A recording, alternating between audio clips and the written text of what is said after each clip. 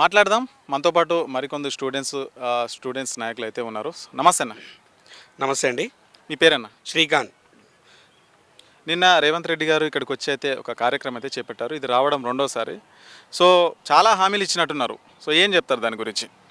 ముఖ్యమంత్రి రేవంత్ రెడ్డి గారు ఆగస్టు నెలలో వచ్చినప్పుడే పెద్ద పెద్ద మాటలు చెప్పి నేను మళ్ళసారి వచ్చినప్పుడు పోలీసులు ఉండొద్దు ఉస్మానియా యూనివర్సిటీలో, నేను ఇక్కడ నుండి ఆదేశాలు ఇస్తున్నా అని చెప్పి ఆ యొక్క ఇచ్చినటువంటి హామీని ముందుగా తుంగలో దొక్కి అర్ధరాత్రి ఉస్మానియా యూనివర్సిటీలో విద్యార్థి నాయకులను అరెస్ట్ చేసి పోలీస్ స్టేషన్లకు ధరించినటువంటి సందర్భం కూడా నిన్న మనందరం చూసినాం. ముఖ్యమంత్రి రేవంత్ రెడ్డి గారు తన మాటలన్నీ కూడా ఉత్తమాటలని, తను మాట్లాడేది ప్రతి ఒక్కటి కూడా అబద్ధమని మరొకసారి స్పష్టం చేయడం జరిగింది. రేవంత్ రెడ్డి గారు నిన్న ఆర్ట్స్ కాలేజ్ వేదికగా మీటింగ్ పెట్టి ఆయన ఎక్కలేని మాటలు చెప్తా ఉన్నాడు, రాజకీయ ప్రసంగాలు చెప్తా ఉన్నాడు తప్ప ఉస్మానియా యూనివర్సిటీలో విద్యార్థులకు నేను ఏం చేస్తా, నిరుద్యోగులకు నేను ఏం చేస్తా అనే విషయాన్ని కూడా చెప్పలేకపోయిండు.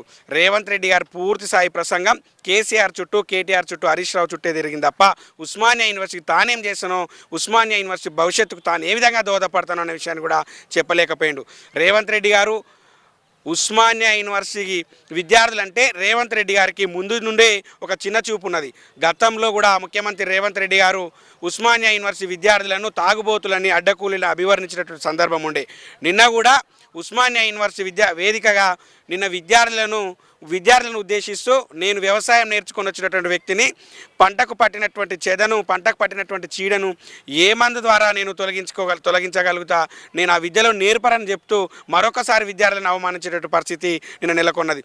ముఖ్యమంత్రి రేవంత్ రెడ్డి గారికి మేము ఒకటే హెచ్చరిస్తూ ఉన్నాం, మీరు ఉస్మానియా యూనివర్సిటీకి వచ్చి రాజకీయ అంశాలు కాదు మాట్లాడాల్సింది, మీరు ఉస్మానియా యూనివర్సిటీకి వచ్చి నిరుద్యోగ అంశాల గురించి, నిరుద్యోగుల యొక్క అంశాల గురించి, మరీ ముఖ్యంగా జాబ్ క్యాలెండర్ గురించి, ఫీజు రియంబర్స్మెంట్ గురించి మీరు అసెంబ్లీ ఎన్నికల్లో ఉస్మానియా యూనివర్సిటీ కానీ మరి ముఖ్యంగా విద్యార్థులకు ఇచ్చినటువంటి హామీల గురించి మాట్లాడతారని ఉస్మానియా యూనివర్సిటీ విద్యార్థులు వేయి కళ్ళతో వేచి చూస్తే నిన్న విద్యార్థుల యొక్క ఆకాంక్షలను, విద్యార్థుల యొక్క ఆశలను తుంగలో దొక్కి రేవంత్ రెడ్డి గారు రాజకీయ వేదికగా మలిచిరే తప్ప విద్యార్థులకు చేసింది శూన్యం అనే విషయాన్ని కూడా మేము మరొకసారి తెలియజేస్తూ ఉన్నాం.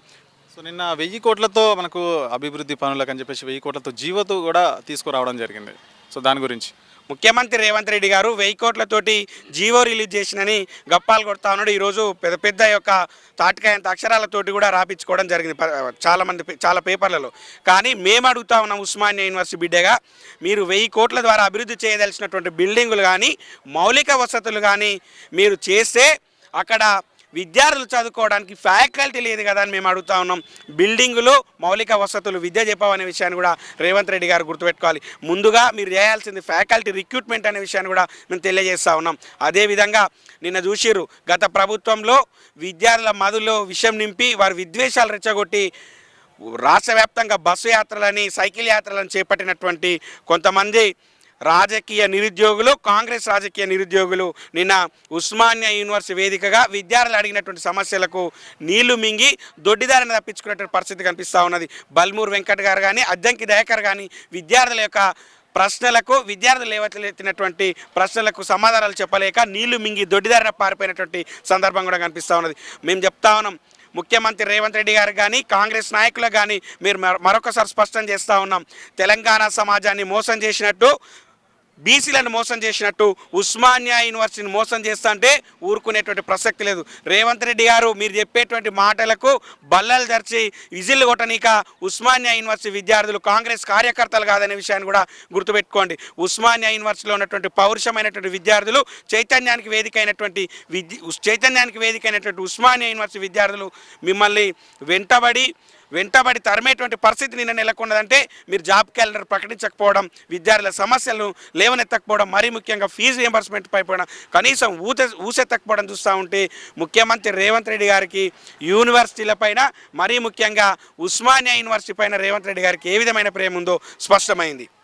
గతంలో బీఆర్ఎస్ 10 ఏళ్ళు అయితే పరిపాలించింది. సో అప్పుడు యూనివర్సిటీ ఎట్లా ఉంది, ఇప్పుడు కాంగ్రెస్ అధికారంలోకి వచ్చిన తర్వాత 2 సంవత్సరాల నుంచి ఎలా ఉంది? ముఖ్యమంత్రి రేవంత్ రెడ్డి గారు తానేం చేశాడో చెప్పేది పోయి గత ప్రభుత్వం ఏం చేసిందో అని పదే ప్రశ్నిస్తూ ఉన్నాడు. పదే విలేకరులు కూడా అదే అడుగుతూ ఉన్నాడు.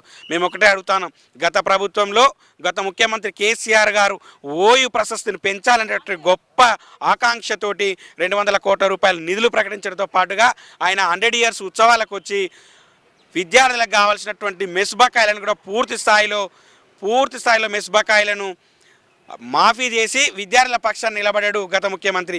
గత ప్రభుత్వంలో యథేచ్ఛగా ఉస్మానియా యూనివర్సిటీలో ధర్నాలు నిర్వహించుకోవచ్చు, ఏదైనా చేయొచ్చు. ఉస్మానియా యూనివర్సిటీ ఆర్ట్స్ కాలేజ్ వేదికగా శాంతి నిరసనలు కానీ వారి యొక్క విద్యార్థి సంఘాల యొక్క ధర్నాలు చేయడానికి కూడా ఒక గొప్ప అవకాశం కల్పించినటువంటి నాయకుడు, విద్యార్థుల యొక్క పక్షాన్ని నిలబడేటువంటి నాయకుడు కేసీఆర్ గారు. కానీ ఈరోజు ప్రజాపాలన అధికారంలోకి వచ్చినటువంటి రేవంత్ రెడ్డి గారు ఉస్మానియా యూనివర్సిటీలో ధర్నాలు చేయనీక, కనీసం ఉస్మానియా యూనివర్సిటీలో విద్యార్థి నాయకులకు గొంతెత్తనీక అవకాశం లేకుండా ఈరోజు సర్క్యులర్ల పేరిట ఆ యొక్క ఆదేశాలు జారీ చేసి విద్యార్థులను తీవ్రమైనటువంటి ఇబ్బంది పెడతా ఉన్నాడు. మరీ ముఖ్యంగా రేవంత్ రెడ్డి గారికి మేము విజ్ఞప్తి చేస్తూ ఉన్నాం, అలాగే డిమాండ్ కూడా చేస్తూ ఉన్నాం. ఉస్మానియా యూనివర్సిటీలో కూనీ జరుగుతూ ఉన్నటువంటి ప్రజాస్వామ్యాన్ని కాపాడాల్సిందిగా మేము విజ్ఞప్తి చేస్తాం. లేని యెడల పెద్ద ఎత్తున యుద్ధం తప్పదు. అలాగే ముఖ్యమంత్రి గారికి, కాంగ్రెస్ ప్రభుత్వానికి మేము హెచ్చరిక జారీ చేస్తూ ఉన్నాం. మీరు నిన్న ఇక్కడికి వచ్చి దొడ్డిదారిన పారిపోయి నిరుద్యోగుల అంశాలు మాట్లాడకుండా, రియంబర్స్మెంట్ అంశాలు మాట్లాడకుండా పారిపోయిర్రు. మేము మరొకసారి హెచ్చరిస్తూ ఉన్నాం, నిరుద్యోగుల అంశాలపైన, జాబ్ క్యాలెండర్ పైన మీరు స్పష్టత మీ నుండి వివరణ కావాల్సిందిగా మేము హెచ్చరిస్తాం. లేని యెడల పెద్ద ఎత్తున యుద్ధం తప్పదు. ఇదే ఉస్మానియా యూనివర్సిటీ ఆగ్రహావేశానికి రేవంత్ రెడ్డి ఎదుర్కోక తప్పదనే విషయాన్ని కూడా మేము స్పష్టం చేస్తూ ఉన్నాం. థ్యాంక్ యూ అన్న. Thank you. మీ వ్యాపారం అభివృద్ధి కావాలని కోరుకుంటున్నారా? అయితే వెంటనే క్యూనస్ని సంప్రదించండి. Schools, colleges, banks, shops, office promotions, land promotions, political promotions, restaurant promotions, hospital promotions, పుట్టినరోజు వేడుకలు, శుభకార్యాలు, వ్యాపారాలు ఏవైనా, సందర్భం ఏదైనా ఇప్పుడే క్యూనస్ ద్వారా తెలియజేయండి. మీ వ్యాపారాన్ని అభివృద్ధి చేసుకోండి.